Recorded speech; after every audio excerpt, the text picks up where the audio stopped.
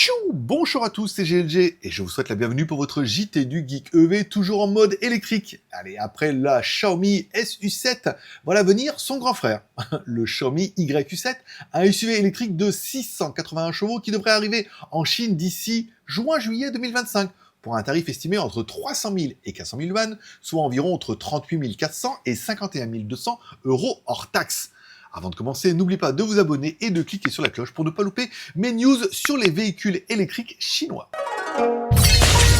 Un design typiquement Xiaomi, car révélé par le CIO, j'ai du mal le dimanche matin, le CIO Lei Jun sur les réseaux sociaux, le YU7 garde les lignes du SU7 mais en version plus bombée. On retrouve le lidar sur le toit, des phares effilés et même des jambes type turbofan. Xiaomi propose jusqu'à 26 designs de jantes différents. Oui, rien que ça. Un gabarit généreux car le Xiaomi YU7 affiche des dimensions plutôt sympathiques. 4999 mm de long, 1996 mm de large, 1608 mm de haut avec un empattement de 3000 mm. C'est plus long qu'un Lexus RX, mais un peu plus court qu'une BMW X5. Bref, un vrai SUV familial à la chinoise. Une puissance combinée jusqu'à 681 chevaux car 2 motorisations sont prévues. Une version RWD avec un moteur arrière de 235 kW, soit 315 chevaux et une batterie LFP. La version AWD avec 2 moteurs, 220 kW à l'avant plus 288 kW à l'arrière, soit 681 chevaux au total avec une batterie lithium Terrari.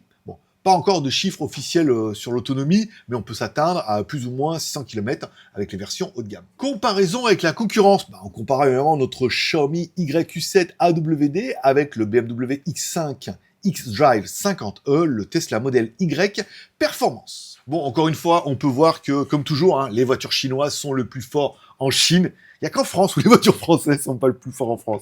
Voilà. Donc Xiaomi propose un SUV performant, bien équipé et beaucoup plus abordable que les références allemandes et japonaises du segment.